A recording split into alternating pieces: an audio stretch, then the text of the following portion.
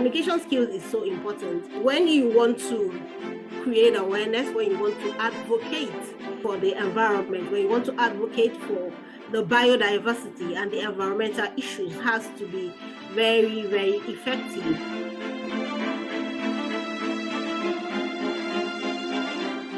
Our next speaker is Dr. Funmilayo Adeniyi. She is a lecturer in the Faculty of Environmental Sciences, Department of Environmental Management, Nnamdi Azikiwe University in Nigeria. And she is a certified environmentalist with the Nigeria Institute of Safety Professionals. She holds a master's in environmental management from ABU Zaria, and she's a passionate educator, lecturer, and employability skills coach at Nnamdi Azikiwe University. So she has like lots of teaching experience, and she's passionate about her career.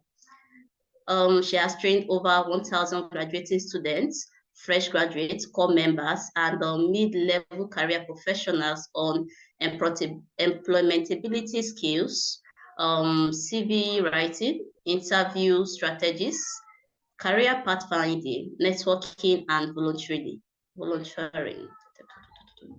She established the Rise and Shine Mentorship Program, a Facebook community providing access to job opportunities, scholarships, grants, and fostering discussions on employability skills, career development, and leadership. And she was formerly associated with the Anambra State Waste Management Authority, contributing to sustainable waste management strategies for the states. She was the former chairman of the Anambra State Chapter 5 Million Plastic Challenge, a world record attempt to remove 5 million plastics across the country. And she served as the assistant campaign and volunteer manager for Fela Dorotayo presidential campaign. So currently she is engaged with Carbon Africa and Chikasin Afro-Asia Company. So we have like Dr. Funmilayo with us here, and she'll be sharing lots of awesome and amazing things for us today. So Dr. Funmilayo. Good evening, everyone. Well, good evening from where I am in Nigeria, and every other person here. Topic it's quite interesting and special to me because I'm an employability skills expert. I am a career counselor as well, and as well as an educator. I'll just go to talk briefly build on what Dr. Laura has already said. Okay, so how did I become very interested in environmental management? How did I become passionate about the environment? I have a diploma soil science, all right, and then I was in the soil science class where one of the lecturers, we had a particular course just introducing us to environmental management, and it was a very, very interesting course. Many years ago, I think that was 2001 or 2002. Like global warming, ozone layer depletion, and all that was just when it was trending, and I got so interested. And I was wondering, the ozone layer is depleting. What can we do? It gave me so much concern. It was more like a burden to me. I'll go home and I'll start thinking, so what can we do about the depletion of the ozone layer? How can I start telling people? Would they even understand what global warming is all about? And all that. And that was how I got so interested. I started going to the lecturer's office to tell him, I'm really interested in knowing a lot about the environment. He introduced me to a nonprofit, Friends of the Earth, which I'm sure some of us would have heard about or maybe even worked with. Friends of the Earth is a nonprofit that basically they advocate for climate change. Articles with my lecturer to send to them to publish on their website, and all that. And that is how I really got interested. But the one thing that stood out for me is that this lecturer, taught this course with so much passion, and his communication was so effective. That is why it had an impact on me. That is how I became, so passionate about the environment and decided to go into it. As a lecturer, anytime I come into a class, I ask. In Nigeria, there's an exam that you take before you get into the university, and there's a form that you fill for the courses that you want to read. And so I'll ask them, I'll say, how many of you on your JAM form, that's what they call the form, you wrote environmental management? And sometimes maybe in a class of 40, maybe just 5 people, 8 people will raise up their hands. So, I mean, it dawned on me that a lot of people don't even know, the importance of, or what they can do with in this particular field. A lot of them are not there because that is what they want to do. They're just there because that is what they finally, got. The university finally gave them, even though they didn't apply to read that course or to be in that field. They don't even know much about it. So, I mean, our role as educators is so important. But let's talk about how is biodiversity, land, and cultures, how are they interconnected? They're interconnected in many ways. If you talk about biodiversity and land management, you find out that if the land is degraded, if the land is if there is deforestation, if there is overgrazing, the habitat of the biodiversity is affected. All right. And I like when Laura said that when we talk about biodiversity, humans are part of it. I actually teach a course that is biodiversity and conservation, and I always tell them, once if I say organisms, sometimes I'm also referring to human beings, because we are all here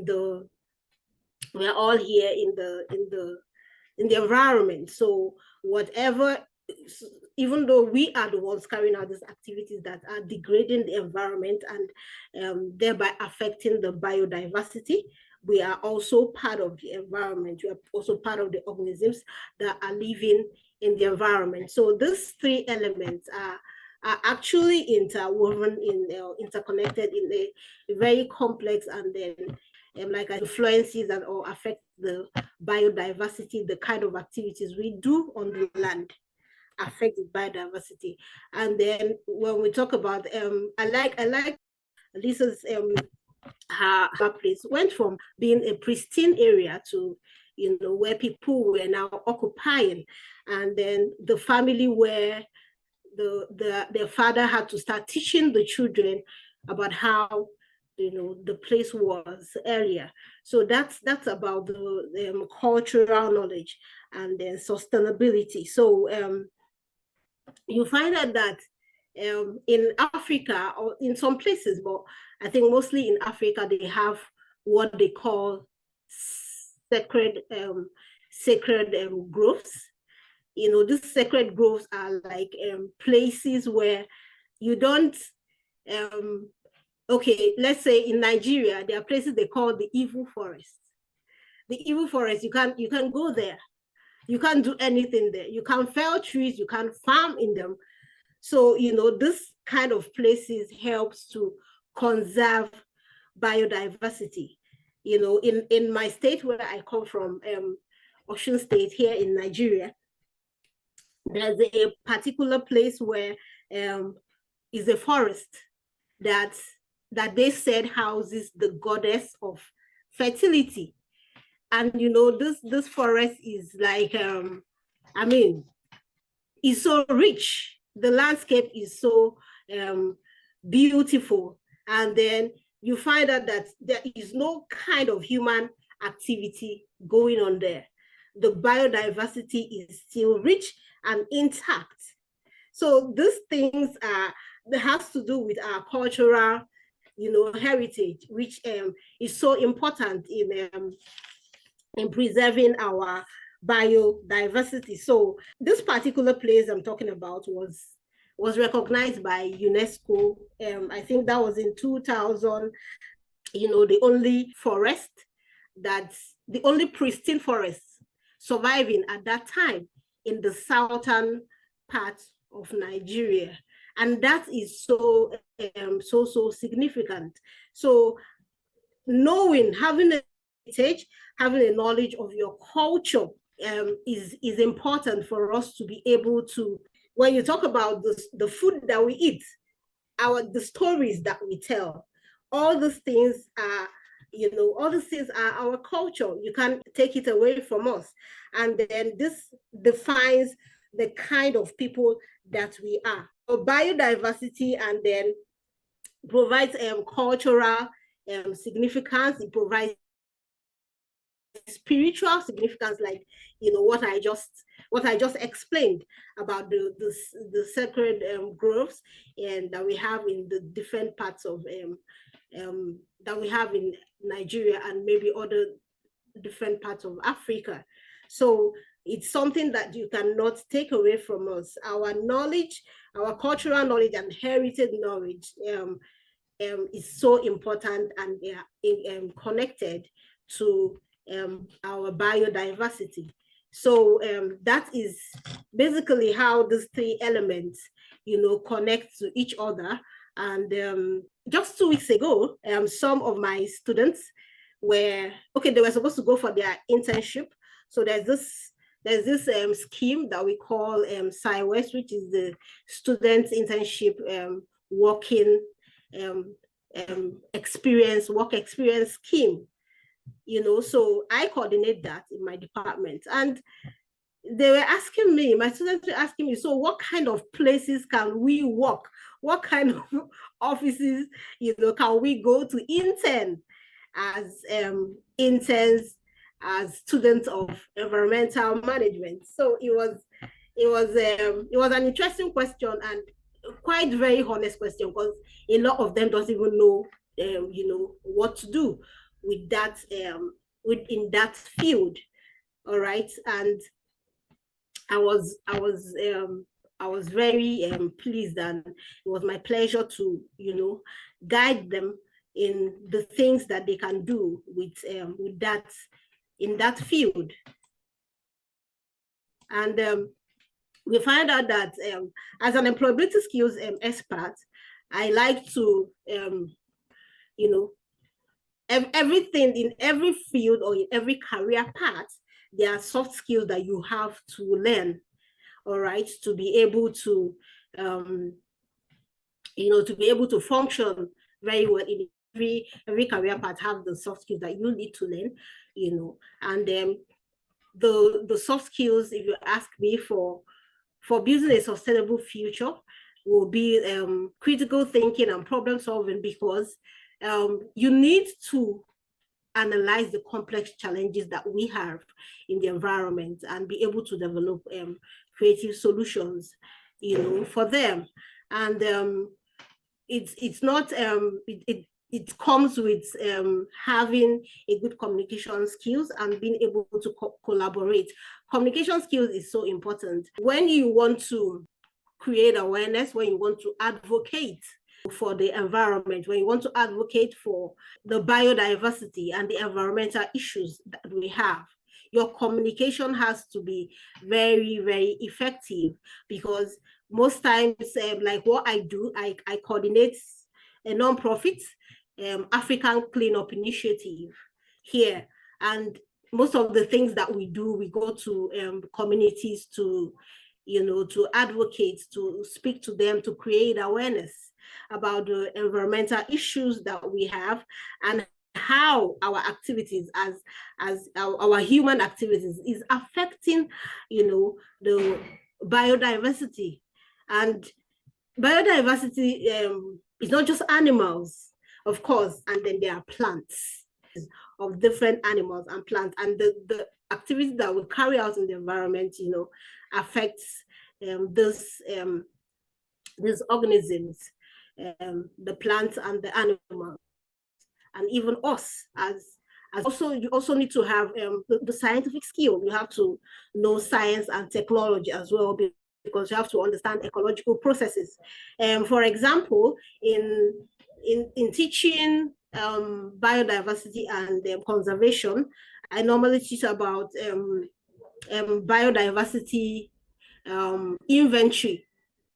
All right, biodiversity inventory is very, very beneficial, and then it helps you to understand the ecosystem. It helps you to know what we have and what we don't have, what is endangered, what is threatened, and how to also know the particular kind of activity that you have to carry out to save, and conserve the ones that are already, being threatened, that are already endangered species, like we call it. So there's the policy, and that is where education and skills come in. There's policy and advocacy, there's communication, like I said, then indigenous knowledge, because that's how you indigenous knowledge is how you know the things that I just described, the things that your heritage, the things that are peculiar to you as a community or as a state in your area, that helps you to conserve biodiversity.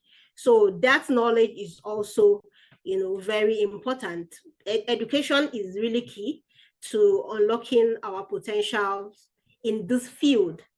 It's really key. And then there are numerous pathways, a lot of pathways that exist, from the university degrees to even vocational training, and community-based learning as well, which is what pretty much what's my nonprofit, the nonprofit that I work with, is pretty much what we do. We go to communities to create awareness, to educate them on sustainability actions, and then build capacity as well. I currently work with Carbon Africa. Carbon Africa is a social enterprise, and then I work as a consultant and a trainer as well. So what we do, we have targeted trainings. So we go to a particular region, and then we get the women and the youths. We train them, teach them about waste management, teach them about environmental protection, teach them about plastic recycling, and how they can build a career or even build a business around those things, those areas. And it's been very, very productive. That is our role as teachers, guiding green career. There's a lot that we can do. This has to do with education and awareness. So when you teach them, you see many of those people that we've taught more than 2,500 youths and women in the past 2 years, and a lot of them have gone into that become entrepreneurs around these things that we are teaching them. Some of them are recycling, and then we also went ahead to build recycling hubs, where they can work and then employ them, so they have vocational skills. Some of them are in some other parts of the country learning how to create recycle different kinds of wastes, right? Plastic bags, and then even the PET bottles and all that, even recycling them to become other products. All right. So, I mean, this is where the education and really the vocational training part, comes in what we do. So, like Dr. Laura said, there are a lot of things that you can do to educate the students, and as an educator, to create awareness to let them know what the diverse career paths that they can follow to in this field. And she has mentioned a lot of them. You can be a conservation biologist, protecting the ecosystem and the species, restoring habitats. You can, even in the academia, everyone in the academia is a researcher. So you can decide to be a researcher, and then you are able to, focus. Is a researcher that is focusing on monitoring the threats for the biodiversity, the challenges, the threats that they are facing, study them, understand the environmental changes that we are facing. And you are able to talk about environmental education as well, of course, raising awareness about biodiversity and sustainability. So when you teach these things, you see that with effective communication skills, you are able to, convince these people, you are able to reach out to their emotions about why they should not embark or do activities that affect the biodiversity. I'll give an example. One of the times when I was teaching, so I showed my students a video of a water turtle. I don't know how many of us have seen that video. I think it's a popular video. A water turtle that had the straw, sticking out of its nose. And then because of that discomfort, it floated to the river bank. So some people that just came to the beach saw it, and it was practically, weeping in pains. So they decided to pull out the straw. It was not easy. And I'm telling you, when I showed them that video, some of them were actually even crying because they really felt for the water turtle. The water turtle was bleeding as they were trying to pull out that straw.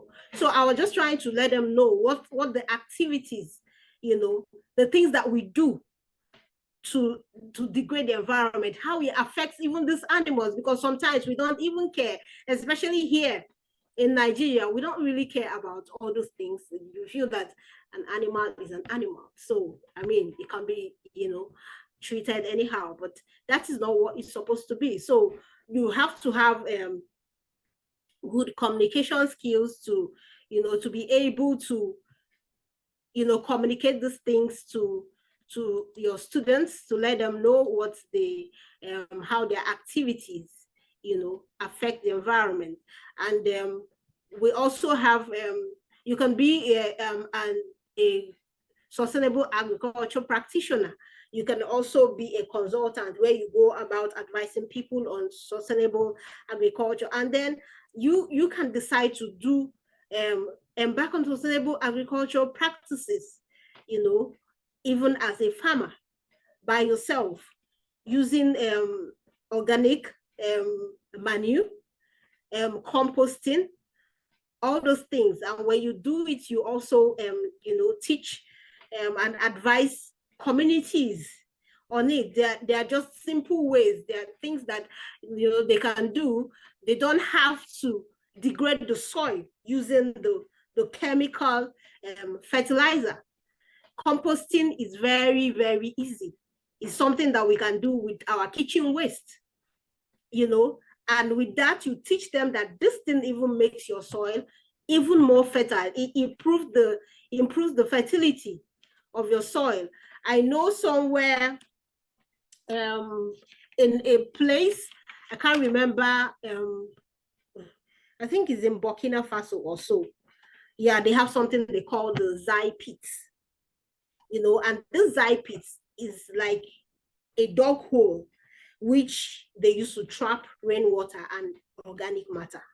All right. So even during harsh conditions, harsh weather conditions in their community, their soil fertility is still improved. They are still farming, and they're still having their crops are still producing. So that is that about being an environmental a sustainable agriculture practitioner or consultant. So we also have the indigenous land manager, where you could safeguard cultural or valuable traditions, which is a lot of people do that in indigenous communities. They don't even know that they don't even know that is a career path, really, but they do those things. They preserve they safeguard their culture. They have the history of their heritage, and they integrate this indigenous knowledge into solutions. All right. And then we have ecotourism as well.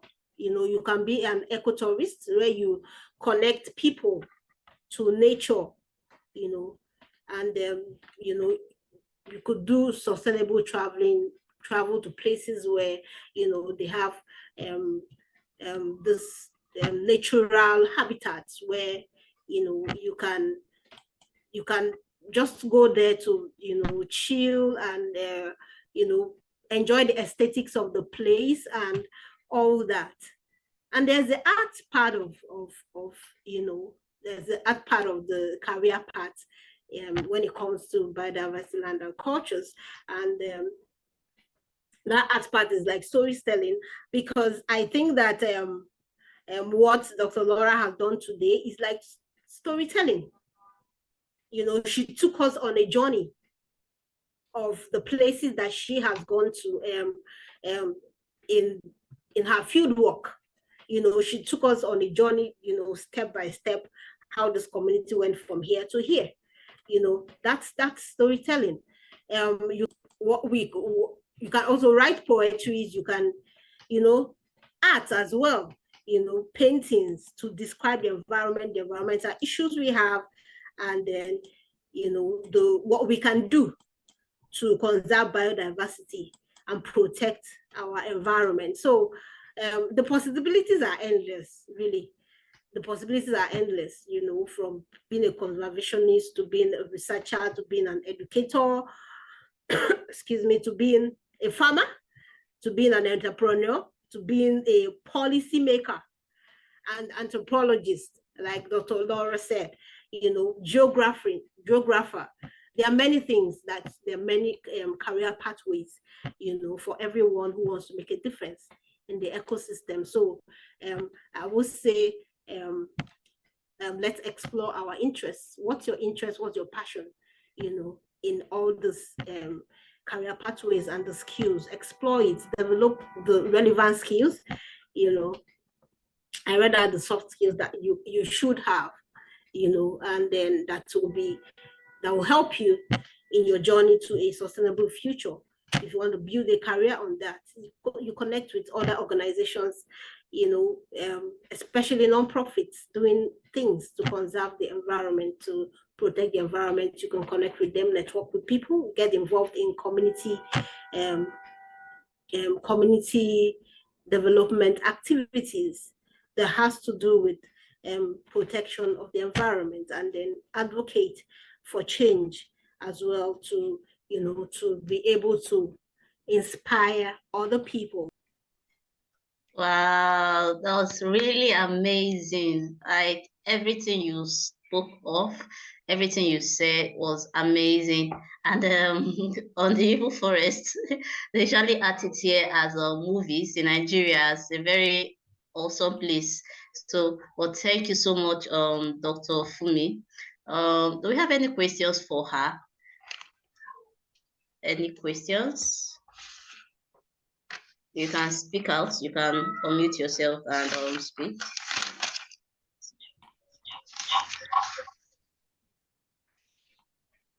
Okay, good evening. Good evening.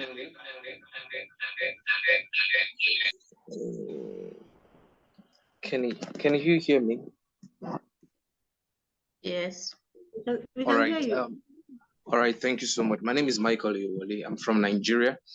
And I would like to add to one of the things that some of the things she said, maybe like a contribution to the things she has said. I studied urban and regional planning, and I'm currently doing my MSc also in urban and regional planning.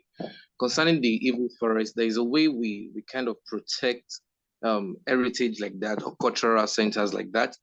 And in our designs, we kind of protect them. If at all we have to design a road across a region of that nature, we would have done a kind of mapping to see those historical sites, then we'll preserve it such that we kind of design the road around it instead of passing through it. All right, instead of passing through it, and also, disturbing the ecosystem within that area.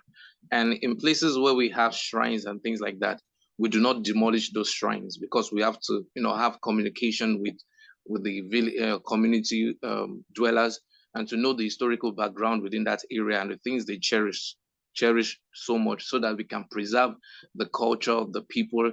And as Dr. Laura also said, and this is my first time of hearing it, that human is part of the biodiversity, and which is very, very crucial, because I've never thought of it like that, because as man and his environments, we constitute most of the problem we are facing, and in fact, even the climate change everyone is talking about.